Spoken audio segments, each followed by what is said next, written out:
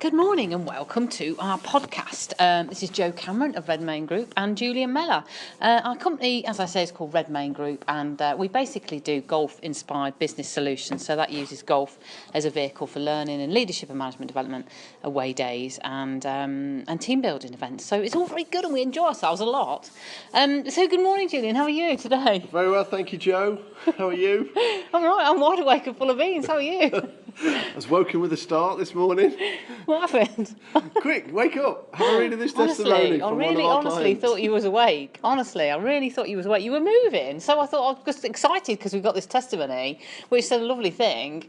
So I honestly thought you were awake. Nearly. I think I was getting comfortable again. Wait, what? I know. Come on, it's morning. It's a beautiful day. We're at the golf course. It's beautiful. There's animals on the fairway. Don't even talk to me about animals because I'm not very good at animals. Anyway, so today you are smiling because you know that I'm rubbish at animals. But today we are talking about stress and tension, aren't we, in relation to the workplace and on the golf course? Because the unique thing about what we do is basically that we take golf as a way to help people learn, don't we? So people don't have to like golf or even play golf, but we use the golf as a way to help them learn different things, about their leadership style in the workplace and stuff. So we'll come on to that in a minute because we are talking from the UK today, but there's about 1 in 6 people that suffer with stress and mental health problems in the workplace. So it's catastrophic proportions in the UK and a lot of the Western world. So it's very important that we learn how to de-stress in the workplace. So that's our main topic of today. But before that, I want to know, how's your week been then? How's your week? Because I know we do live in the same house, but, we've got a busy life. We've got a 7-year-old, so I thought I'd use it as an opportunity to catch up with you, like what you've been doing. Where have you been? Who are you? Fabulous week this week, Jo. What have you been met doing? some really interesting people. Had some new clients come along this week. I must tell you about a guy I coached yesterday who came from Hong Kong. Flew all the way over from Hong Kong. His name's Tim. Yeah. He originates from England. I asked him what he did, and he buys and sells violins. Right, so hang on, let me get this straight. So he lives in Hong Kong. How did he find out about you in the first place? Because he came from Hong Kong to the UK to do some business and fitted in a lesson. So how did he find out about you? I've got quite a few videos on YouTube, and they're all under the Easy Swinging Golf. And he researched the Easy Swinging Golf because he was finding it difficult. He found out that I was in Coventry, and he was actually flying into Birmingham. But he was buying a violin from London, from one of the auction houses in London. And I said, can I ask how much these violins are worth? He says, yeah, of course you can. He says, well, I've bought this one a seat for the way back. I says, you've bought it a seat? What for? He says, well, this one's worth £700,000. What? I nearly fell off the chair. Right, so how do you buy a seat for a violin? Right, you just buy a seat like for a person. You have to put it into somebody's name, don't you? You have to check it in. Violiner, I think. I wonder if you have to check it in. Yes, you have to do it. No, you have to check it. It hasn't got its own passport, which is cool.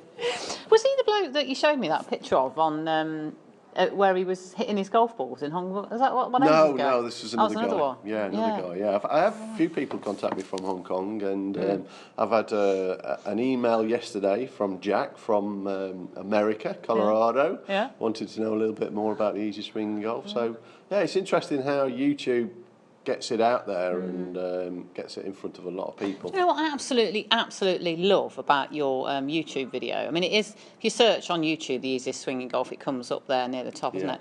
But what I absolutely love about that video is that you did it with a genuine intention just to help somebody with their golf swing, didn't they? Somebody emailed you and you put together this little video that you then plopped on YouTube with the 6 principles of the Easiest Swinging Golf, and then before you know it, 50,000 people of looking at this video. The irony of that, Jo, is I actually did it to get a link to send the video to this person, and I had no idea that it was going to have so many views, and consequently I've put a few more on there, explaining it in a little bit more detail, and there's some more to come as soon as the weather books up.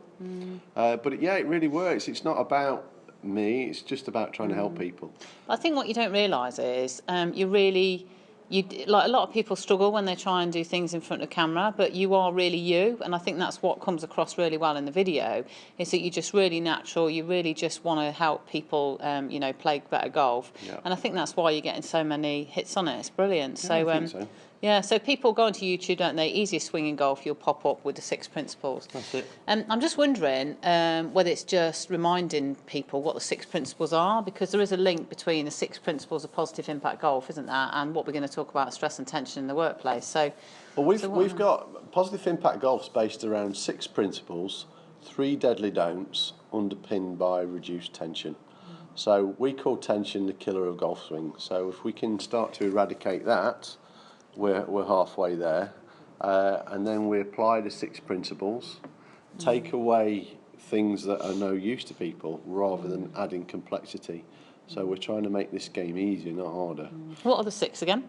So the first one is turning your body. The second is weight shift. Number 3 is your rhythm. People have a natural rhythm. We want them to swing naturally. Number 4 is coordination. Number 5 is balance, and number 6, we call it souplesse, which is basically being supple. Let's keep the body supple. The more tense you are, the harder it is to swing a golf club, and generally you get bad outcomes from it. So we must take away the tension to start off with. I mean, it has been amazing, hasn't it? The people that have come to you that are like, the one that you told me about, that one, he was just basically on the verge of packing up golf. He'd been to 20-odd different people or something. Yeah. Or even that person that had never played golf before that came and within 20 minutes was swinging it like really in a relaxed way and stuff. It's totally amazing, isn't it? And the fact that we've been able to apply it to our leadership courses and our team building course has been brilliant. Because a lot of people think, oh, golf, I don't want to do golf, golf's rubbish, it's not for me, and yet we take them out there and we get them hitting the balls relatively quickly. We apply the learning, which is relative for their business, and the outcomes are just incredible, Joe. So one of the basic principles about positive impact golf is that tension is the killer of the golf swing, okay? Yeah. So what happens in the body when you tense then that affects the golf swing? What happens? Commonly, we see people top the golf ball, and that is really caused by increased tension. So once people's muscles start to tighten up, they shorten, which actually pulls a golf club away from the ground, and that's one of the reasons why they top the golf ball. But it stops them moving. They can't move very well. They put a lot of effort in, but the golf club is actually going very slow because there's so much muscle tension there. So you reduce the tension, the muscles become more efficient and they work better. So the golf ball actually goes quicker when you're more relaxed? The golf club. The golf club, sorry, when you swing the golf club, it actually goes quicker. We've kind of measured it. It's up to 5 miles an hour quicker by taking the tension away. So, and that equates to anything up to 10 yards. Do you know, I remember the first time you showed me that about the tension and topping the golf ball. We're in the conservatory and it was late one Friday night, wasn't it? You know, like when you're supposed to be relaxing over a glass of wine and you were like, yeah, look at this is amazing. What happens when you tighten up your muscles and the club lifts, doesn't it? And you're going to top it every single time. So it's nothing to do with your head, because people say keep your head down. Nothing to do with that at all, is it? It's a tension when you go before you hit the ball. So initially we get people to be aware of tension in their grip, and we like people to score it out of 10 rather than just say, oh, I'm holding it lighter. So if you give it a score, for us the Goldilocks number is 5 and under. But tension hides in different places. It's not just in the grip, it can be in the forearms, very commonly in the shoulders. You quite often see people's shoulders lift up towards their ears, and you get them to relax the shoulders. That's a massive difference. Lower back is very common, especially with the kind of postures people end up now with mobile technology. They're ending up a little bit stooped. That's putting a lot of pressure on the lower back, and also in the knees. You see quite a lot of tension in people's knees. So we like people to be very comfortable at setup. We don't want them to be in a stressed situation, because the more stressed you are, the worse your outcome's going to be. I mean, that's just so true at work and in corporate land as well. You know, having worked in the corporate world for like 15 years, and since that, you know, doing what we do, we witness so many people that are just so stressed and under pressure at work, and it's been amazing actually getting people out on the driving range that never hit a golf ball before, when we taught them the breathing techniques about how they can relax. So that's one recommendation that we've got, isn't it? Is that if you're feeling stressed, there's some breathing techniques as well. But I was reading recently as well about the muscles that get into tension when you're sitting down. Yeah. And this article that I was reading was suggesting that if you can every 20 minutes, that's great. But at least frequently throughout the day, get up and stretch like your hip flexor muscles, because they're the ones that shorten when you're sitting down, don't they? Yeah, massively. And that's where, I love that what you just said about tension hides in different places. Yeah. So stress is a massive topic to talk about at work, because there's so many things that influence it, like your diet, your boss, the environment, and all that sort of thing. I think what we like to share with people is easy, simple techniques, isn't it? So simply, if you are feeling stressed at work, we're recommending just stand up and move around a bit, and if you can, just do some stretching of your shoulders, of your legs, just to get your body moving again. Yeah, I'll just share with you a quick example. I've been coaching a guy. We've had 3 sessions together. Really, he was very stressed before, very stressed at work. And we started to reduce his tension. He says, Julian, I'm swinging now without tension whatsoever. And I was watching his face and he was biting his lip. So there was still tension hiding somewhere. Yeah. And he says, I just can't believe I've even got it in my lips. Yeah. But it hides. It hides in different places. So I think what we're suggesting is for people to try and become aware of where the tension rests in the workplace. So if you're at your desk, you're feeling a bit stressed, be aware of where that tension is. Yeah. And then by moving around or doing some stretching and the breathing techniques that we can, introduce people can literally take that stress away in the moment. Obviously if stress built up over a long time, you've got lots of factors going on, but what we're talking about is dissipating that stress in the moment, because it will give you better results, won't it? Well, we can prove it so many times, and golf's such a great outlet for it, because you get people hitting the ball with tension and stress. You get them doing effortlessly, and the outcomes are just incredible. Do you remember that guy that came that he didn't know he was coming for golf-inspired team building, did he? And when he got here, he was like, oh, my life, I hate golf. My dad keeps going on, me play golf, I hate it, blah, blah, blah. And we got him out on the driving range, and we said to people, actually, when you're on the driving range, you can't quite mindful, you're in the moment, aren't you, with yourself, you've got no interruptions, whether you've hit a ball or not before. But you're out on the range, you're in the fresh air, you're hitting the balls and everything. And he sent us a testimony afterwards, didn't he? And said how relaxed he felt and how much stress he felt after that. And then he went out and bought us some golf clubs, didn't he? To take it, which I thought was amazing. So we went from really hating golf at the beginning to actually saying, and he actually went to the driving range as well. He emailed me afterwards and said he'd been to the driving range because he found it a way of just de-stressing. De-stressing, yeah. Yeah, so what we're saying from our programmes is when you come on them, the fact that you are outside mostly, you're going to be moving your body, it helps you de-stress and you learn to breathe a bit better. What percentage of people who attend would you say have never played golf? I think it's about 85% of our clients. And how many of them have not enjoyed it? Yeah, well, I haven't met anybody that hasn't yet. I haven't met one person. We're very lucky, aren't we? I mean, that's why when we got the testimony this morning, the reference from the guy, he's a senior leader in the education sector, and he said some lovely things. I think, it's something new that we're doing, isn't it? So that's, part of the reason why we're doing this is to share people's ideas and thoughts. But what we know so far is that people are saying that the link works really well, doesn't it, between the golf and the leadership. It does. There's so many crossovers in business and golf. So we have a natural target, but in golf we get to aim at a green before we go at the end target. So there's so many different ways that we can apply golf to business. What I didn't appreciate is how stressed people are in the workplace. Because you're not. I've worked in an office for half a day. And I thought, this is not for me. I've got to get out of here. So I walked out at dinner time and never went back. But I didn't realise how stressed people were. No, I know. And I still maintain that you don't get stressed is because you are outside, you're moving quite a lot, you're walking with a bit of exertion, not to the point of exhaustion, but you're energisingly walking around the golf course, you're one-on-one with people, you're not dealing with a load of emails, and you've got a lot of fresh air, vitamin D, so that you've got a good immune system.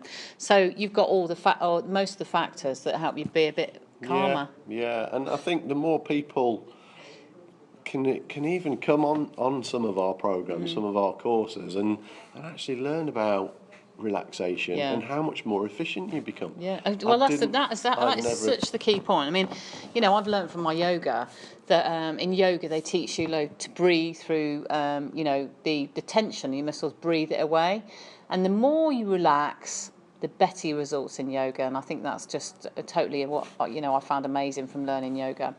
But yeah, so stress and tension in the workplace. If you are stressed and you are tight, get up regularly, move around a bit, watch your breathing, but just keep fluid if you can in the day. Yeah, so, and we've got a nice saying, awareness cures trying fails. Be aware. Be aware. Become aware of you, become aware of your body, and be mindful of stressful situations. Learn to breathe properly. Yeah. And it sounds so simple, but by God, it's so powerful. Yeah, it's so powerful, because we've lost the ability to breathe by and sit over, cushion our lungs and everything, So have you got a busy weekend coming up then? Yeah, busy weekend ahead. Coaching all day Saturday. Got a couple of new clients coming. Got a retired policeman and his son who's used to play rugby for England under 21. So that's going to be interesting tomorrow. Looking forward to seeing that. I've got a feeling he'll be quite tense. But, goodness me, I wonder how far he'll hit it when we get him to relax. Yeah. No, but I mean, that's the main thing about your job. It's great, isn't it? Seeing people be able to hit it further. And then what are you doing Sunday? What's on the radar for Sunday? Oh, Sunday I'm on the radio. Sunday you're on the radio. Friends for lunch. Yeah, brilliant. Oh, can you make you nice roast potatoes, please? I'll make the nice roast potatoes. I was chucking it to myself because I put on Facebook the other day about Valentine's Day. I put, we had a lovely Valentine's meal with the three of us, you and I and our daughter, cooked very ably by Master Chef Julian Mellor. Yeah, I think that's an overstatement. Master warmer-upper. I thought anybody that knows Julian is definitely not the master chef, but master warmer-upper I should have put. If you could contribute your roast potatoes on Sunday, that'd be amazing. I was thinking as well, if people wanted to send questions in as well, we could answer questions, couldn't we, in the podcast? So the email address is info@redmaingroup.com. So that's info@redmaingroup. So that's REDMANE group.com. Also on Facebook under the same name, Red Main Group, and then on Twitter as well at Red Main Group. Please send us in your questions for these podcasts on info again at redmaingroup.com. Do a quick Google of me or Julian, that's Joe Cameron or Julian Mellor, and you'll be able to find out more information. So I really hope you've enjoyed our podcast today, and we'll catch you again next time. Thanks for listening. Yeah, thanks. Bye. Have a lovely day.